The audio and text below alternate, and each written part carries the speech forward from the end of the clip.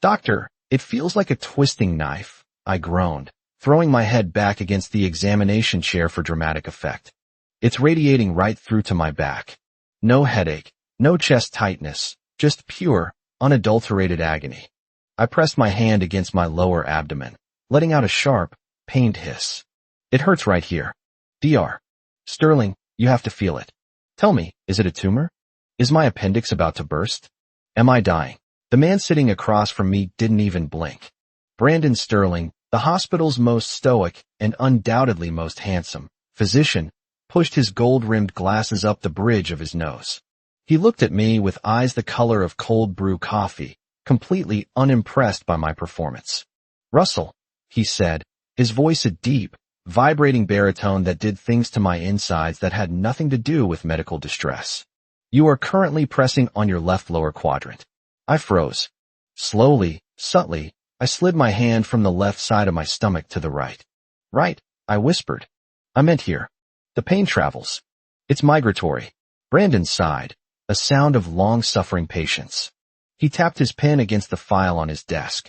Based on the symptoms you are so theatrically describing, the likelihood of kidney stones is high.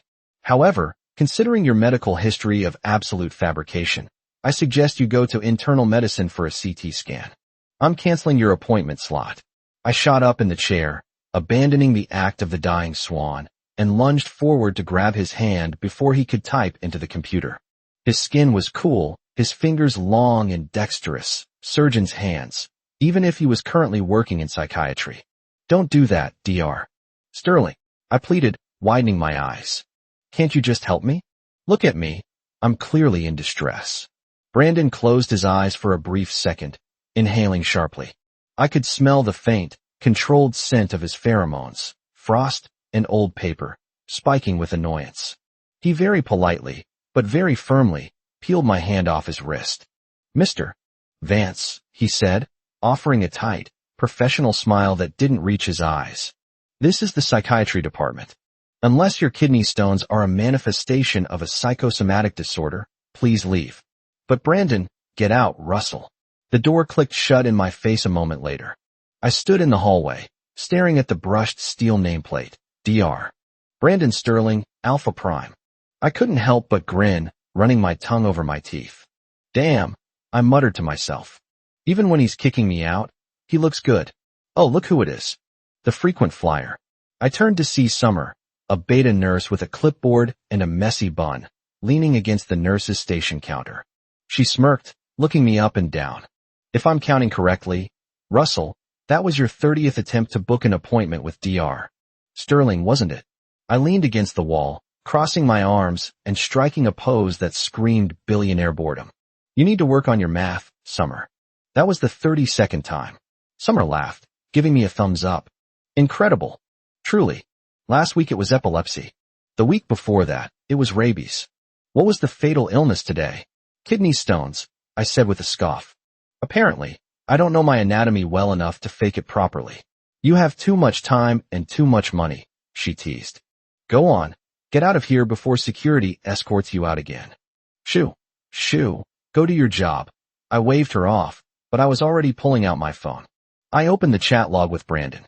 It was mostly a one-sided wall of blue bubbles from me, with the occasional curt reply from him. Dr. Sterling, I typed, my thumbs flying.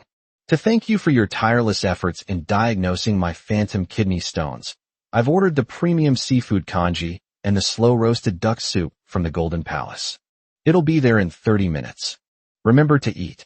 I added the tilde at the end for extra flirtation, winked at the giggling omegas at the front desk, and strutted out of the hospital, feeling entirely too good about myself. That evening, the reality of my courtship hit me. I was lying in my king-sized bed, scrolling through social media with a lollipop in my mouth, when I saw Summer's latest post. It was a selfie of her and 3 other nurses holding up the takeout containers I had sent. The caption read, Dr. Sterling was in meetings all day and missed lunch, but the team thanks the mystery donor for the feast.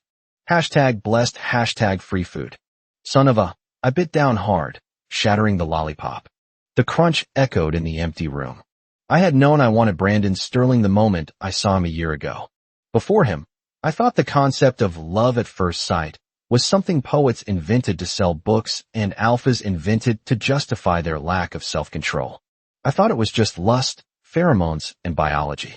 But when I saw Brandon standing in the hospital garden, sun filtering through the leaves onto his broad shoulders, looking so serious and untouchable, something in my chest actually stuttered. For 27 years, I had been the typical rich heir, spoiled, loud, and charming. I was an omega, technically, but I had enough money and attitude that most people forgot it. I didn't submit. I didn't do soft. But Brandon was a challenge. He was a stone wall. I had spent 6 months just trying to get his personal number. Now, another 6 months later, we were stuck in this weird limbo where I chased, and he politely, professionally, ignored me. We hadn't even held hands, let alone done anything that would require a scent blocker. I chewed up the rest of the candy, frustrated, and buried my face in the pillow. Hard to get. I mumbled into the silk. He's playing hard to get. I can do this. The next day, just before noon, I decided personal delivery was the key. Couriers were impersonal. If I brought the food, he'd have to at least look at me. I walked into the Golden Palace, the smell of expensive spices and roasting meats hitting me instantly. Well, if it isn't Mr. Vance. The owner beamed, rushing over. The usual private room? No room today, I said, adjusting my designer sunglasses. I need the most expensive seafood porridge you have, and a double order of the fish maw soup. Pack it in a thermal bag. I'm taking it to go. Take out. The owner scratched his head. Mr. Vance, you didn't need to come down here. One phone call, and we would have delivered it to your door. Why the hassle? I sighed dramatically, punching my right fist into my left palm. You don't understand. My darling is high maintenance. Extremely delicate. If I don't deliver the food personally, he won't eat it. Yesterday, he threw a tantrum because I used a delivery service and gave the food to his coworkers. What can I do? I have to spoil him. The owner laughed, slapping his thigh. Bringing lunch to the future Mrs. Vance. I understand completely. Wait right here. I'll tell the kitchen to prioritize it. I smirked. Something like that. 30 minutes later, I was walking down the hospital corridor, humming a tune, the heavy thermal bag in one hand, the other tucked coolly into my pocket. I was rehearsing my line, Dr. Sterling, surely you can't refuse a man bearing soup? When I saw the commotion, a crowd had gathered near the psychiatric wing. The air was thick with the scent of distress, sour, acrid pheromones from frightened patients and staff. Excuse me, coming through, make way, I muttered, pushing through the wall of onlookers. When I broke through to the front, my blood ran cold. A middle-aged man, clearly an alpha in the grip of some manic episode, was waving a serrated fruit knife. He had a young female nurse cornered against the wall, and standing between them, arms raised in a placating gesture, was Brandon. Put the knife down, Brandon said, his voice calm but layered with a low, commanding alpha growl. We can talk about this. No one needs to get hurt. You ruined my life, the man screamed, spit flying. You doctors think you know everything. I didn't think. I didn't assess the risk. I just saw the knife twitch toward Brandon. Hey, I shouted. The distraction worked for a split second. The man's eyes flicked to me. In that moment, I dropped the soup and lunged.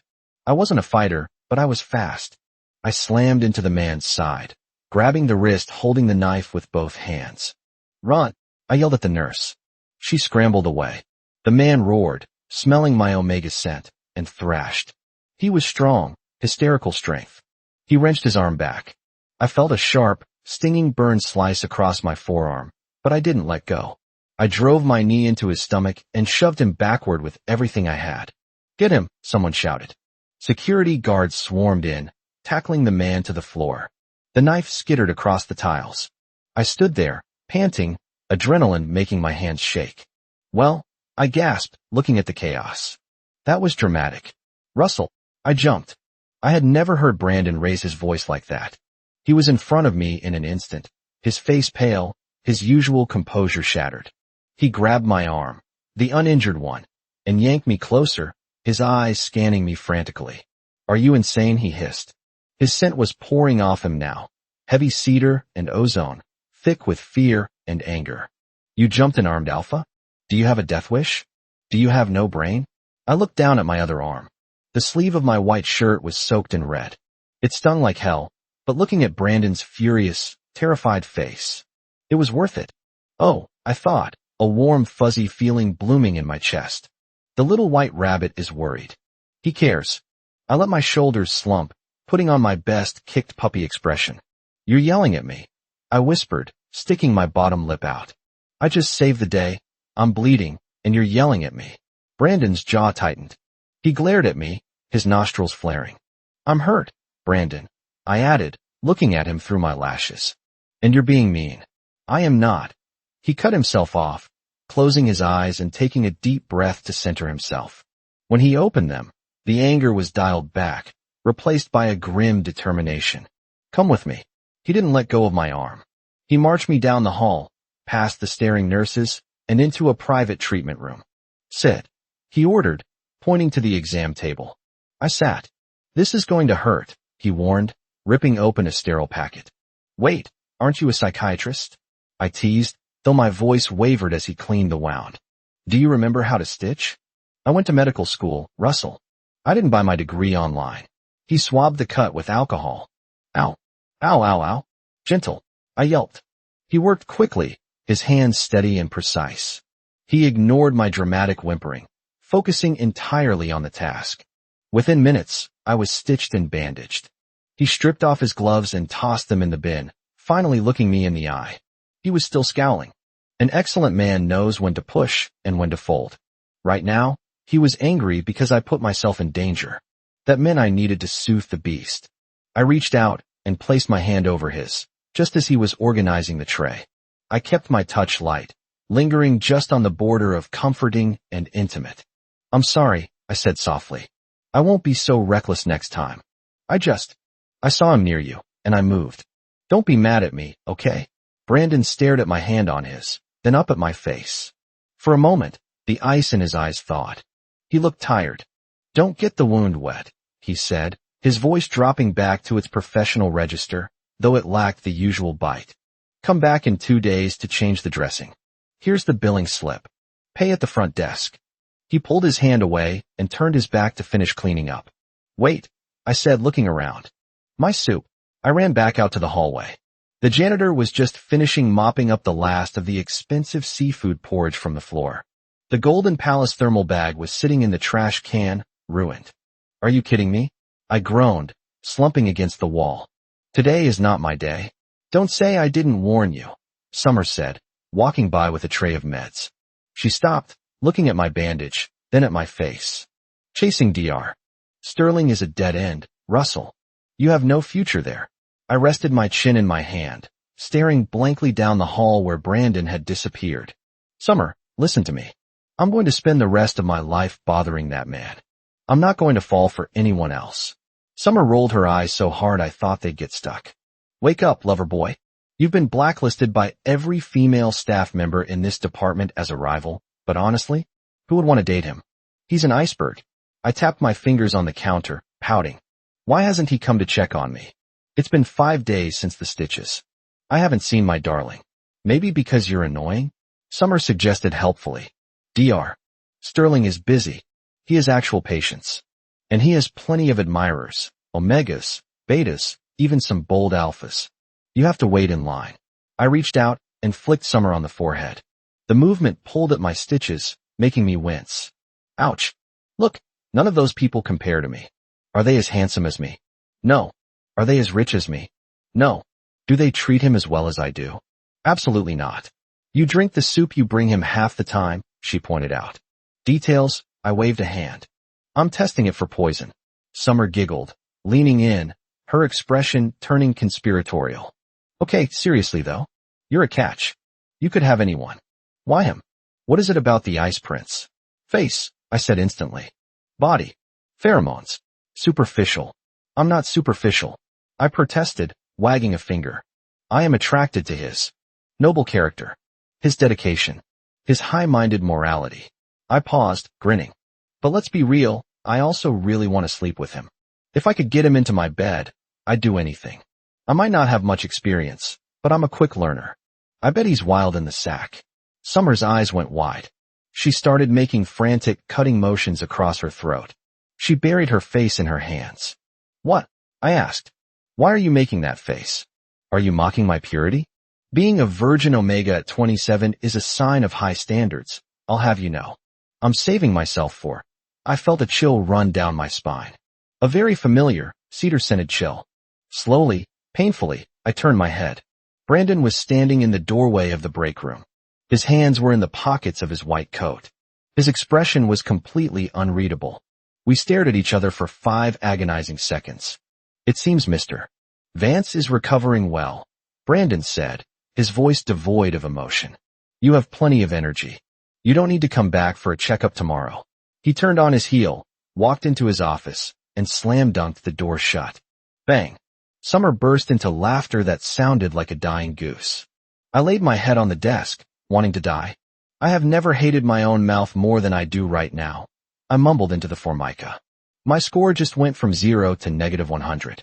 He probably thinks I'm a pervert now. I went home and spent 3 hours staring at the ceiling. Then I sat up, grabbed my tablet, and typed into the search bar, top 10 gifts for doctors. I had to salvage this. I had to fix my image. Flowers? No. Too feminine, he'd hate that. Expensive watch? He'd think I was trying to buy him. A silk banner that said best doctor? Tacky.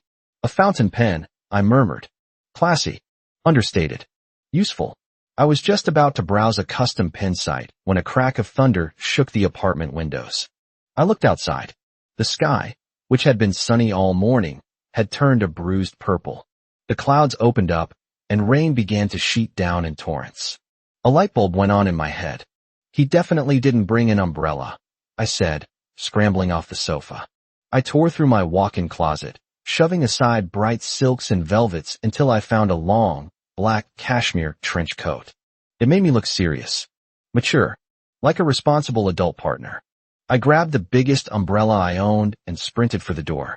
By the time I parked my sports car at the hospital entrance, it was pouring. I checked the time. Shift change. Perfect. I waited by the entrance, posing slightly, trying to look like a model in a cologne commercial. 10 minutes later, Brandon walked out. Dr. Stir. I started to wave, my smile ready. Brandon stopped. He reached into his bag, pulled out a compact black umbrella, and snapped it open. My arm froze in midair. Oh, I said, my voice deflating. What a coincidence. You have one. He looked at me, raindrops bouncing off his canopy. The weather forecast predicted rain, Russell. I am capable of checking an app. I stood there, feeling like an idiot in my trench coat. Right. Of course. He scanned me, frowning slightly. Why are you here? Is your arm hurting? I sighed, dropping the pose. No. I came to rescue my little white rabbit from the rain. I thought I'd be the hero. Turns out, he's self-sufficient and doesn't need me. Brandon looked at me like I was a particularly confusing math problem. He opened his mouth, closed it, then sighed. I looked around. A young mother was standing near the curb, shielding her child with her jacket, getting soaked. Here, I said, walking over to them. I bowed slightly, offering my massive umbrella. Please, take this. Get the little one home dry. The woman looked shocked. Oh, thank you, sir. Thank you so much. I waved them off with a smile, then walked back to Brandon, now completely exposed to the rain. I shoved my hands in my pockets, shivering slightly as the cold water hit my neck. Dr. Sterling, I said, water dripping off my nose. I seem to have given away my ride home. Could I trouble you for a lift? He looked at me with an expression that was somewhere between annoyance and amusement. He didn't say anything for a long moment. Then, he tilted his umbrella so it covered me. Get in the car, he muttered. Yes, sir. I started to follow him, then stopped. Wait. He turned back. What now? I stripped off my cashmere coat. Before he could protest, I draped it over his shoulders. I buttoned the top button, ignoring his attempt to push me away. It's freezing, I said, my voice serious. And the damp is bad for you. You've been working all day. If you get sick, who's going to save the world? Brandon looked stunned. His mouth parted slightly, but no words came out. I took the opportunity to link my arm through his, snuggling into his side. Let's go, I said brightly. To your chariot. The drive was quiet, the rhythmic thump-thump of the wipers the only sound. I had a plan. When we got to my apartment, I'd invite him up. Just to dry off, Brandon. Then I'd offer him some wine. Then, Well, nature would take its course. We pulled up to my building.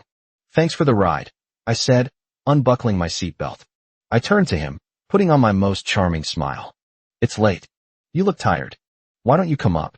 I have a bottle of vintage red that needs opening. Or tea. I have tea. Brandon stared straight ahead, his knuckles white on the steering wheel. No. Come on, I pressed. Just for a minute. I have papers to grade, he said. Liar, I whispered. You just don't want to be alone with me. I don't, he agreed. I felt my heart sink. Tomorrow night, then? Let me buy you dinner. A real dinner, not takeout. His fingers tapped against the leather wheel. I held my breath. I can't, he said finally. My shoulders slumped. Right. Okay. I get the hint. I'm annoying. I'll stop. Tomorrow is the department dinner, he said quickly, his voice low. My head snapped up. What? He refused to look at me. The psych department. We're having a team dinner tomorrow night. I'm not free. I stared at his profile. Was that an explanation? He didn't have to explain. He could have just said no, but he told me why. Hope, that treacherous thing, surged back into my chest. A dinner, I said, grinning. That means drinking. Alcohol means truth serum. Or lowered inhibitions. Get out of the car, Russell, he said, though there was no heat in it. Okay. Good night, Dr. Sterling. I opened the door. Keep the coat. It looks better on you anyway. I'll pick it up. Sometime. I slammed the door and did a little victory dance in the lobby as I watched his taillights fade into the rain. The next night, I sat in my living room, staring at the clock. 8 p.m., 9 p.m., 9:30 p.m. I opened my chat with Summer.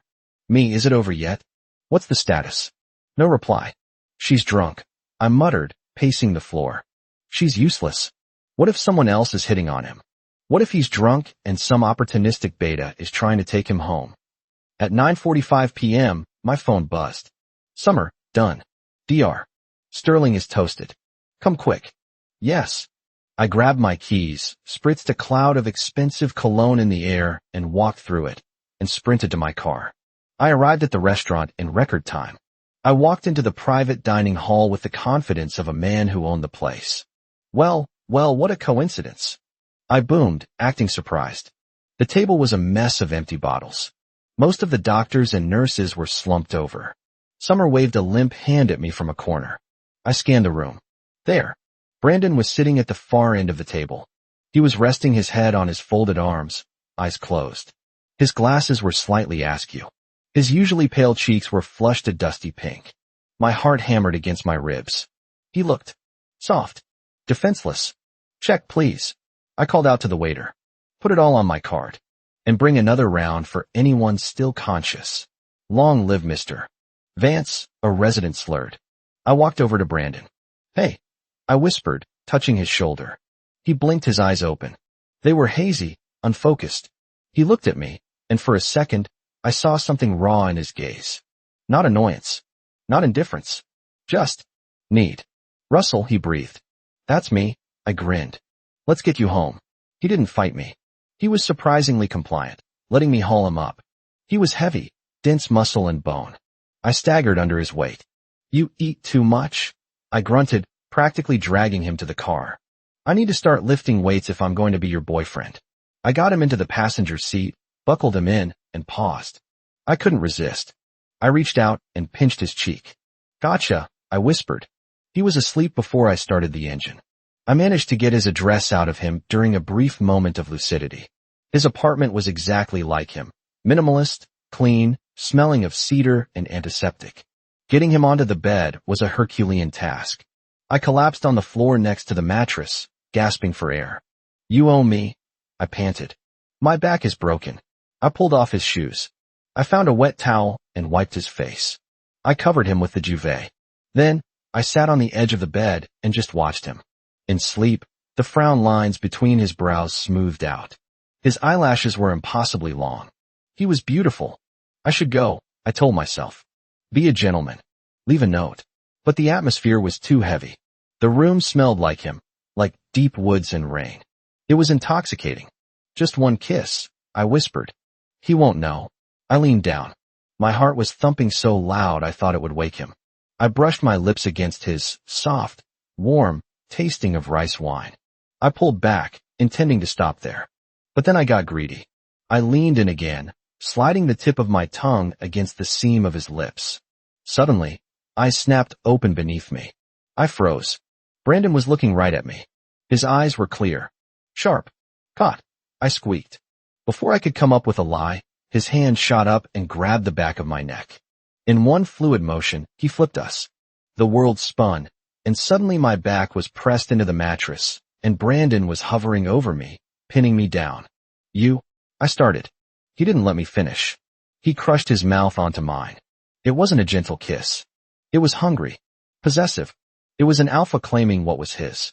I gasped, opening to him, and he deepened it, his tongue sweeping into my mouth, tasting, devouring. I melted. I wrapped my arms around his neck, trying to pull him closer, but he was overwhelming. His hand slid down my side, gripping my waist hard enough to bruise. It tickled, and it hurt, and it was perfect. Brandon, I moaned into his mouth. Too hard.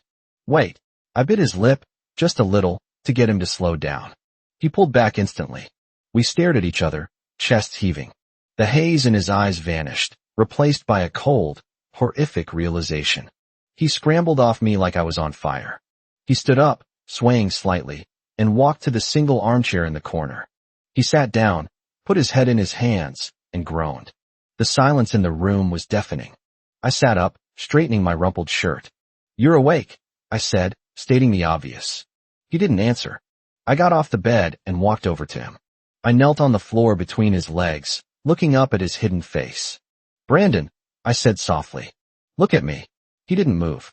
Okay, listen, I said, my voice trembling slightly. If you say yes, if you agree to be with me, I'll buy the apartment next to the hospital. The penthouse at Green Gardens. It's a 10-minute walk for you. I'll make you breakfast every day. I'll pick you up every night. We can get a dog. A husky. Or a border collie. I reached out and took his hands, pulling them away from his face. He looked exhausted. Tortured. I'm serious, I said, squeezing his cold fingers. I have never liked anyone this much. Not ever. I won't ever like anyone else this way. Brandon stared at me. His eyes were dark pools, unreadable. Please, I whispered. He closed his eyes. He pulled his hands out of my grip. Leave, he rasped. I felt like he'd slapped me. I stayed there for a moment, my nails digging into my palms. Then, slowly, I stood up. Okay, I said, my voice thick. I talk too much. I'm sorry. I went to the kitchen. I mixed a glass of warm honey water and placed it on his nightstand. Drink that? I said to the silent figure in the chair. It helps with the hangover. I grabbed my coat and walked out the door. When I got home, my father was sitting on my sofa. Great, I muttered, kicking off my shoes. Just what I needed. You're late, my father barked. I've set up a meeting for you tomorrow. Zhou Gigi. Old man Zhou's granddaughter. You're meeting her at the Drunken Pavilion at 7 p.m. Wear a suit. I walked past him toward my bedroom. Not going. You will go, he shouted, standing up. Stop chasing that man. It's embarrassing. You're an omega of the Vance family. Have your fun, play around, but don't ruin your future for some doctor. I stopped. I gripped the doorknob until my knuckles turned white.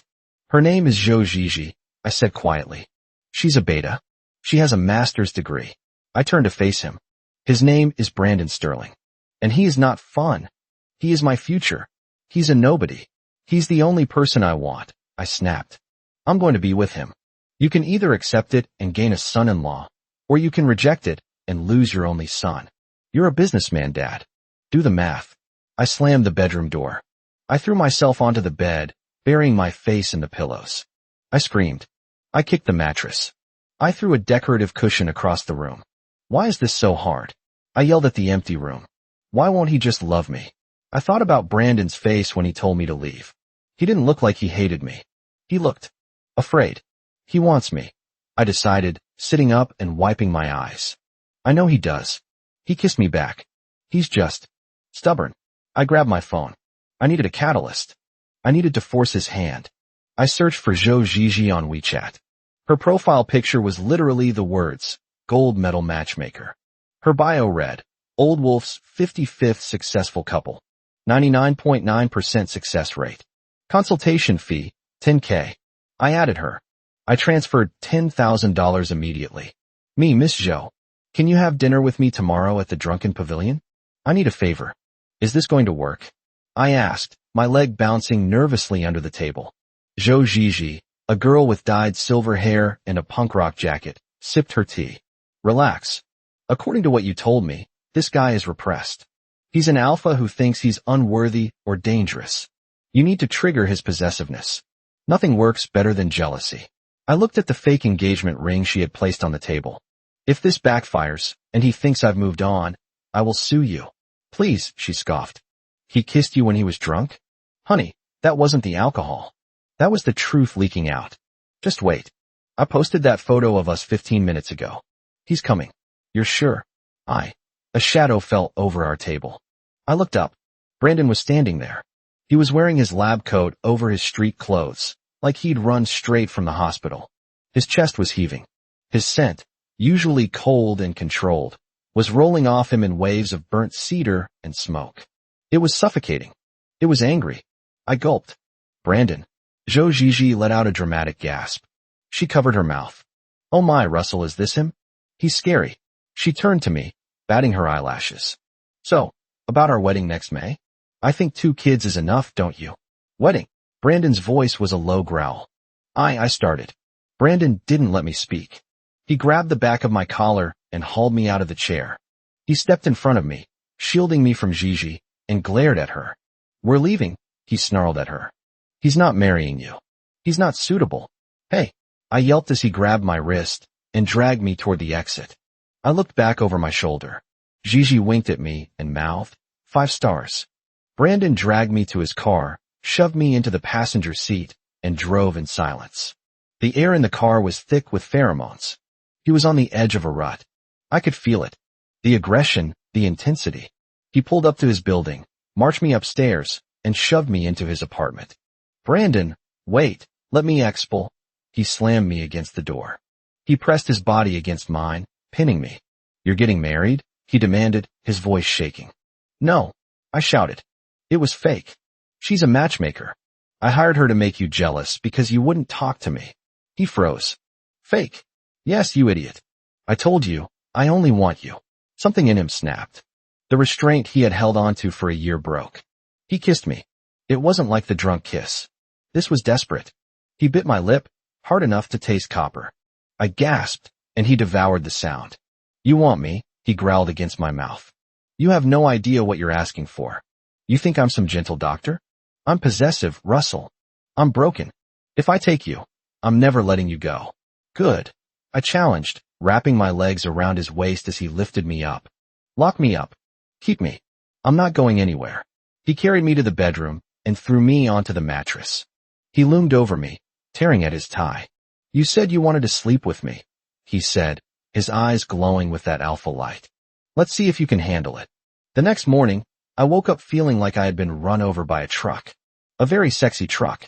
I stretched, wincing as my lower back protested. Ow, I muttered. So much for me being the dominant one. I looked down.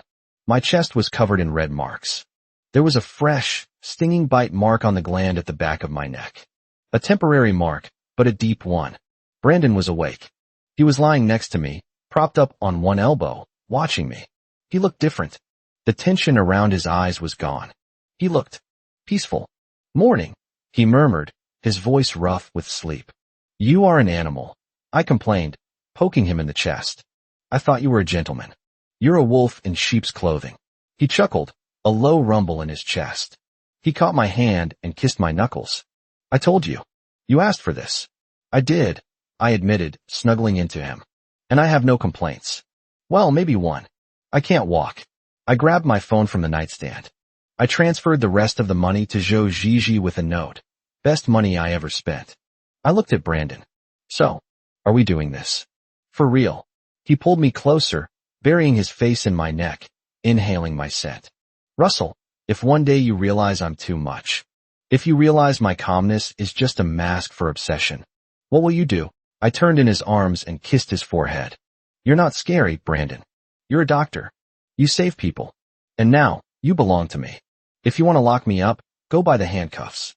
I'm into it. He laughed, actually laughed, and kissed me again. 2 weeks later. New Year's Eve. Eat more.